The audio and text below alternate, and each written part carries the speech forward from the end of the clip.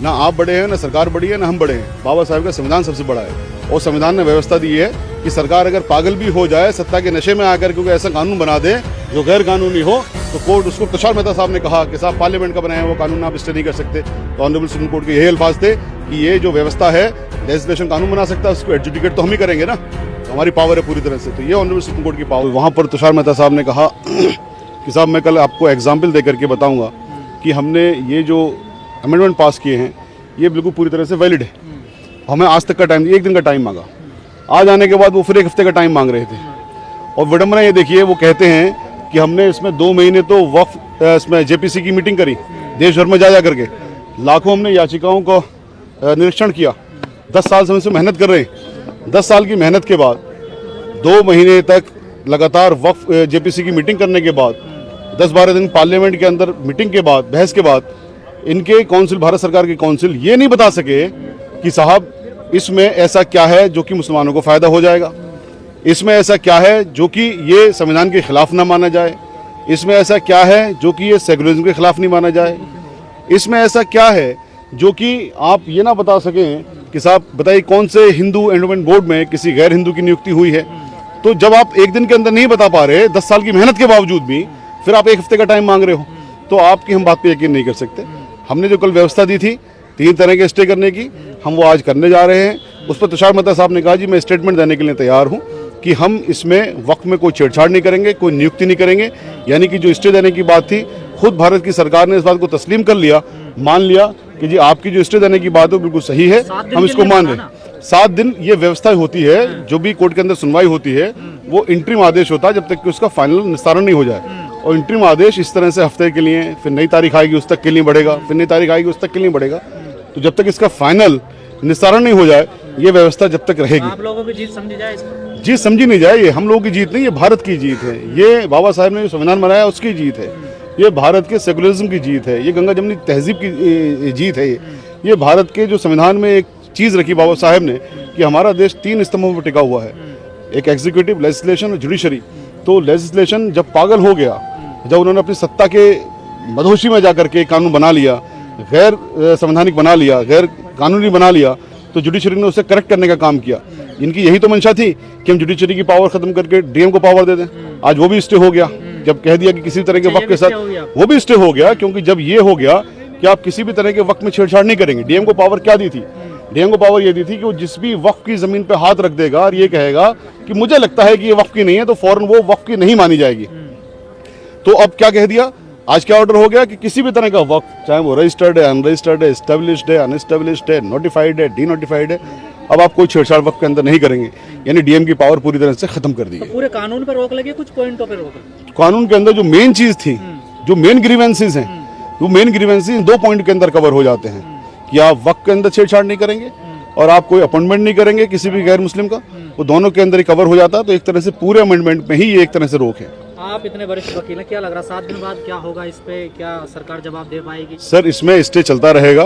जो लोग कहते हैं, क्लेम में फिर पुनरावृत्ति कर रहा हूँ कि 10 साल से मेहनत कर रहे थे, 10 साल से मेहनत कर रहे थे, तो आप उस जवाब को नहीं बता सके जिस जवाब को आपके तमाम प्रवक्ता टेलीविजन चैनल में बैठ के कहते हैं मुसलमानों के फायदे के लिए बनाया। बहुत सारे हिंदू एंडोमेंट बोर्ड में भी गैर हिंदू हैं। आप इन छोटी छोटी चीज़ों का जवाब नहीं दे सके तो आप क्या जवाब दे पाएंगे? कौन से मटेरियल कर लेंगे? तो एक इनका बहाना था कि स्टे ना हो, कि ये केस आगे चल जाए और इस तरह से फिर लंबे उसमें ये चला जाए मामला। लेकिन ऑनरेबल सुप्रीम कोर्ट इनके इस झांसे में नहीं आई और आज जो ऑर्डर हुआ है, अगर इसको वायलेट कर दिया किसी भी प्रदेश की या देश की सरकार ने, तो सब लोग जेल जाएंगे। जो आंदोलन चल रहे थे इसके विरोध में, क्या उनको रुक जाना चाहिए या अभी कंटिन्यू? आंदोलन का तो कोई मतलब ही नहीं होता ना। जो चीज़ हम चाहते थे, अल्लाह का शुक्र जुडिशरी से हमें मिल गई, भारत के संविधान के जरिए हमें मिल गई। हिंसा हो रही है बंगाल में, जो हिंसा हो रही है वो मेरा ख्याल है प्रायोजित हिंसा है। क्योंकि बंगाल के सीएम ने जब ये कह दिया कि वहाँ पर हम इस वाले अमेंडमेंट को लागू ही नहीं करेंगे। आर्टिकल 252 क्लॉज 4 में प्रावधान है कि कोई भी स्टेट की सरकार किसी भी अमेंडमेंट को चाहे या एक्ट को चाहे तो अपने यहाँ पर लागू ना करे। तो जब वहाँ पर दे दिया था, फिर वहाँ पर हिंसा होने का मतलब नहीं होता। तो मेरे ख्याल है भारतीय जनता पार्टी वालों ने करवाया इस आंदोलन को विफल करने के लिए। अमित शाह जी तो कह रहे कानून मानना पड़ेगा, कहाँ से हो गया? अब क्या करना? अब अमित शाह जी को सुप्रीम कोर्ट की माननी पड़ेगी, नहीं मानेंगे जेल जाएंगे। अमित शाह जी भी बिल्कुल, वो प्राइम मिनिस्टर साहब भी जेल जाएंगे अगर नहीं मानेंगे तो। सुप्रीम कोर्ट से बड़ा तो कुछ नहीं है सर। जिस पे हाथ रख जमीन वो जमीन उसकी हो जाती है। इसी बात का इसका भी कोई एग्जाम्पल नहीं दे सके। कल इसके लिए भी टाइम लिया था इन्होंने। इसका भी कोई एग्जाम्पल नहीं दे सके, एक एग्जाम्पल तो बता दें। अरे यही सर, एक साउथ का गांव को बताया जा रहा, पूरा गांव सर यही तो कुरीतियां इन्होंने करी कि जब इन्होंने एक्ट पास करना था तो इन्होंने इस तरह की कुरीतियां फैलाई। उन कुरीतियों का कोई जवाब नहीं है। उन तमाम जो कंसर्न वक्फ बोर्ड ने उन्होंने कह दिया हमने कोई ऐसा नोटिस जारी नहीं किया। उन कुरीतियों की वजह से ही तो ये लोग आज फेल हुए हैं कि कुरीतियों का चूंकि कोई एविडेंस तो हो नहीं सकता, तो एविडेंस नहीं रख सके ये। कल यही तो कहा था कि हम लाके दे देंगे। बताइए, जैसे आप भी बता रहे हैं साहब फलां गांव के अंदर नोटिस दे दिया, लाके रखने में क्या दिक्कत है? रख देते उसको लाके। तो ये कुरीतियां थी। कौन से कागज दिखाने पड़ेंगे? प्रॉपर्टी के जो डिस्प्यूट प्रॉपर्टी हैं। तो मेरा ख्याल है आपका जो सवाल है वो ऑनरेबल सुप्रीम कोर्ट से भी बड़ा है क्या? नहीं, बिल्कुल कागज। मैं आपने कहा कागज दिखाने पड़ेंगे, आपने किसी को कोर्ट नहीं किया, आप अपने आप से कह रहे हो। नहीं, तो आप सरकार भी जो कागज, तो आप बोलिए सरकार कह रही है, फिर मैं कहूँ सरकार क्या सुप्रीम कोर्ट से बड़ी है? ना आप बड़े हैं, ना सरकार बड़ी है, ना हम बड़े हैं। बाबा साहब का संविधान सबसे बड़ा है और संविधान ने व्यवस्था दी है कि सरकार अगर पागल भी हो जाए, सत्ता के नशे में आकर क्योंकि ऐसा कानून बना दे जो गैर कानूनी हो, तो कोर्ट उसको करेक्ट करने का काम करेगी, एडजुडिकेशन करने का काम ऑनरेबल कोर्ट का है। आज ये बात भी जब ये बात तुषार मेहता साहब ने कहा कि साहब पार्लियामेंट का बनाया हुआ कानून आप स्टे नहीं कर सकते, तो ऑनरेबल सुप्रीम कोर्ट के यही अल्फाज थे कि ये जो व्यवस्था है, लेजिस्लेशन कानून बना सकता है, उसको एडजुडिकेट तो हम ही करेंगे ना, तो हमारी पावर है पूरी तरह से। तो ये ऑनरेबल सुप्रीम कोर्ट की पावर है, इसमें किसी पावर में किसी का कोई हस्तक्षेप नहीं है। मैं ऐसा नहीं कह रहा कि ऑनरेबल सुप्रीम कोर्ट बड़ी है या पार्लियामेंट बड़ी है, सबके अपने अपने दायरे हैं, अपनी अपनी पावर है। किसी में कोई हस्तक्षेप करेगा तो फिर गड़बड़ है। तो आज साबित हो गया कानून में कोई गड़बड़ तो है इसमें, जो कानून पूरी तरह से कानून गड़बड़ है, पूरी तरह से कानून असंवैधानिक है, दुर्भावना के तहत बनाया हुआ कानून है और पूरी तरह से सेकुलरिज्म के खिलाफ है, भारत की रूह के खिलाफ है, भारत के संविधान के खिलाफ। निरस्त करवाना चाहते हैं या कुछ पॉइंटों में दिक्कत है? सर पूरे कानून ही निरस्त होगा।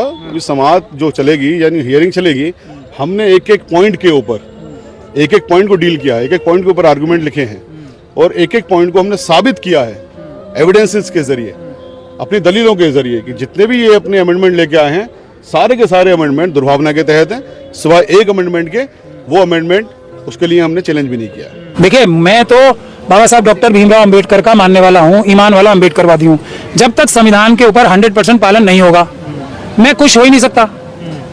1 मिनट में खुश हो जाऊंगा अगर संविधान का पालन होने लगे। संविधान का पालन इस विषय पे होने के लिए सबसे पहला काम क्या है, जो बोध गया में हो रहा है, सबसे पहले ब्राह्मणों का कब्जा वहां से हटा के बुद्ध समाज के लोगों के हाथ में दें। मैं खुश होना थोड़ा थोड़ा शुरू हो जाऊंगा। उसके बाद ये वक्फ का कानून वापस लें और थोड़ा और ज्यादा खुश मुझे करना है तो ये जो चुनाव में मशीनें चुराने की जो प्रक्रिया इस्तेमाल हो रही है, पेपर बैलेट से चुनाव कर, मैं और खुश हो जाऊंगा। होने की बात थोड़ा ये कुछ उसमें बदलाव हो जाए, कुछ पॉइंटों से दिक्कत है ना मुस्लिम लोगों को, सारे कानून से कोई दिक्कत है नहीं, सारे कानून से दिक्कत है। जो लोग ये कह रहे हैं कि हमें कुछ पॉइंट से दिक्कत है और कुछ पॉइंट इसमें अच्छे हैं, वो आरएसएस के एजेंट है। मैं ऐसा मानता हूँ। जैसे हमारे एक वो हैं फैजान मुस्तफा साहब हैं, अपने आप को क्या आरएसएस ने प्रोजेक्ट कर रखा है उन्हें, वो बहुत बड़े विद्वान है, कर रखा है ना।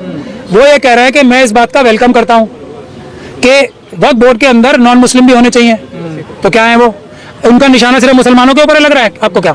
उनका सीधा सीधा हमला एक इस पे बोध गया के जो